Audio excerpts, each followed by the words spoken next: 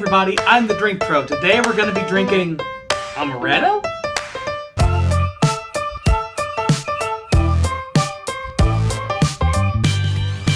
What's up guys, Kyle the Drink Pro here with you yet again. Thank you as always for watching the channel. I've got an interesting one today. A friend of mine, shout out to Z, has given me an entire bottle of Amaretto di Amore. Now that basically means Amaretto my love, Amaretto of love, something like that. I'm not great with Italian. But Amaretto is a long-standing traditional Italian liqueur. Now I'm going to taste this without doing anything to it, but I don't think most people today are drinking Amaretto straight, at least not in the United States. Amaretto is an Italian liqueur that is traditionally made from almonds and apricots. The word Amaretto actually means a little bitter in Latin. Now that might be a bit confusing for people who have tasted Amaretto because Amaretto is typically quite sweet. However, you have to remember that what the base ingredient is, almonds, are typically quite bitter, and so they sweeten up the almonds in the process of creating Amaretto. Apricot kernels or almonds or both can be used as the base to making Amaretto, but apricot kernels actually contain poison. They have hydrogen cyanide in them, which is toxic, but you can use alcohol to extract an almond flavor, benzaldehyde, out of the apricot kernels. You add some sweetener to this and voila, Amaretto. Now there's a lot of fun stories around Amaretto. One of my favorites is that a student of Leonardo da Vinci in the 1500s was actually gifted an apricot aperitif that had been apricot kernels soaked in brandy, which is very much how you make Amaretto today. And then that was sort of, he was a model of Leonardo da Vinci, and then he became his lover, and there was this huge love affair. I don't know how much I can believe about all of that, but what I do know is that Amaretto is not typically consumed straight up like I'm about to consume it in the United States. Again, shout out to Z for providing me with this spirit. While I'm doing this, I'll go ahead and tell you that Amaretto di Amore, which is what I'm drinking right now, is 21% alcohol by volume, and it's produced by the Barton Distilling Company. So Barton, people are very familiar with 1792 and a lot of other Barton products. I believe they're the ones that are being used for sourcing Kirkland's whiskey and bourbon. So it's a very well-known company. And they've also added caramel coloring to this. That's why it looks like this. This is not naturally barrel-aged color. But yeah, on the nose, it smells very sweet. It obviously has a lot of sugar added to it. That's why it's only 21% alcohol. But you can definitely smell almond notes. You can smell cinnamon notes. And generally just sort of sugary sweetness. It's a bit overwhelming to drink just straight up like that. It does kind of taste like almond candy, but it's so syrupy, sugary sweet. It's not something you'd probably want to drink in most situations. But I'm going to show you how to make an Amaretto sour. Let's go. Whew, okay, wow. That was an interesting change in scenery. Welcome to my new, not quite finished studio. We are going to take what we have talked about with Amaretto and make an Amaretto sour. Now, an Amaretto sour is a really tasty cocktail, and a lot of people do it in a way that I don't think is very good. So I'm going to show you how to make the Drink Pro's Amaretto Sour. Now the first thing you need for an Amaretto Sour, in my opinion, again, is an egg. Make an egg white out of an egg. If you don't know how to do that, I will show you. And then shake it up. Crack the egg first. You're going to open it over your cup and you'll see the whites kind of drip down. What you're really wanting to do is move it back and forth and isolate the egg yolk. Now, there are people who are much better at this than I am. I don't make a ton of cocktails, but as you can see, the yolk is there, the white is in the glass. Now, people have worries about using raw eggs. You shouldn't have any worries about raw eggs because YOLO.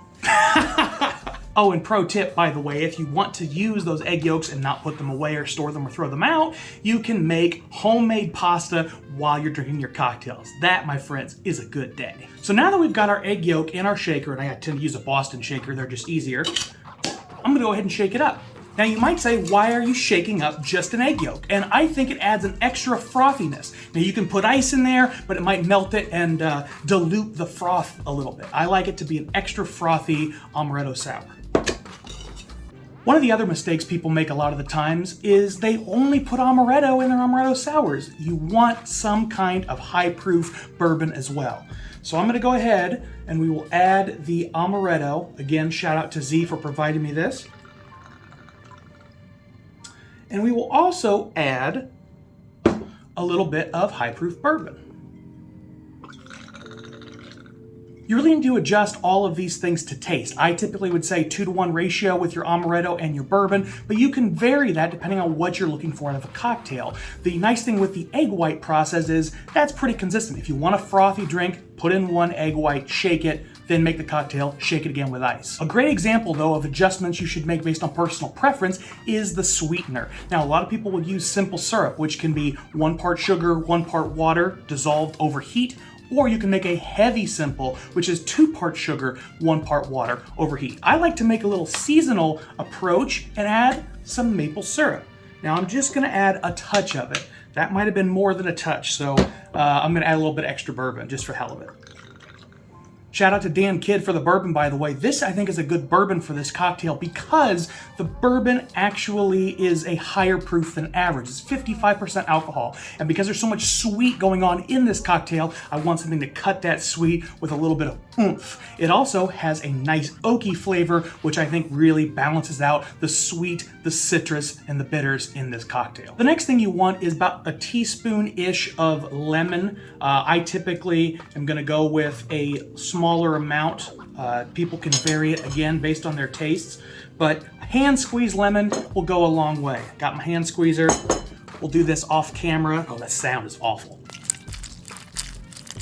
Oh. Oh, I might not put that in the video. Okay.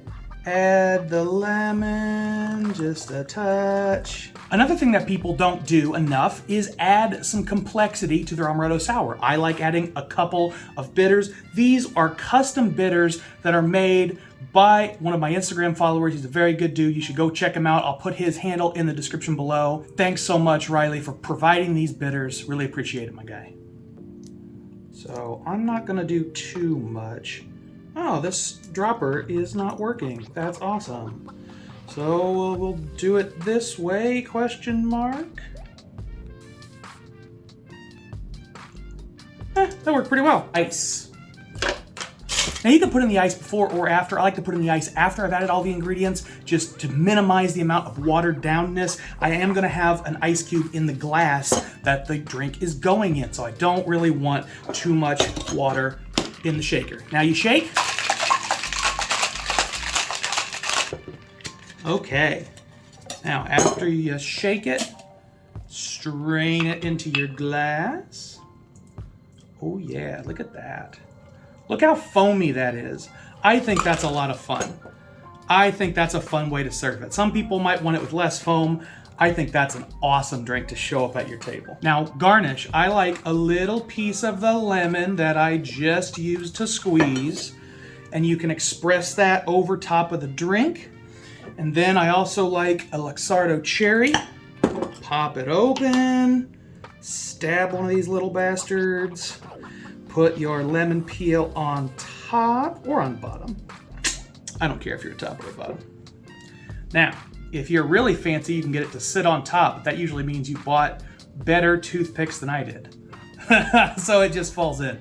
But cheers.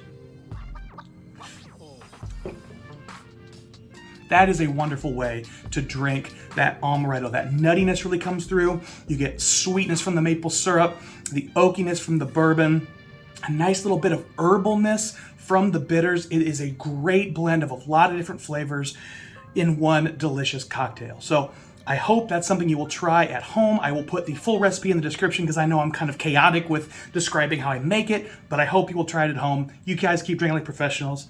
I'm gonna go enjoy my cocktail. Cheers.